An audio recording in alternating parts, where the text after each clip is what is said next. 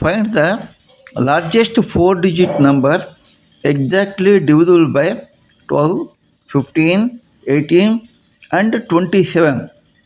ఈ ప్రాబ్లం చేయాలంటే ముందుగా మనకి లార్జెస్ట్ 4-digit నెంబర్ ఏంటి? It is 9999. సో ముందుగా మనం ఈ 12, 15, 18, 27 వీటి యొక్క ఎల్సిఎం కట్టాలి. So LCM is 540.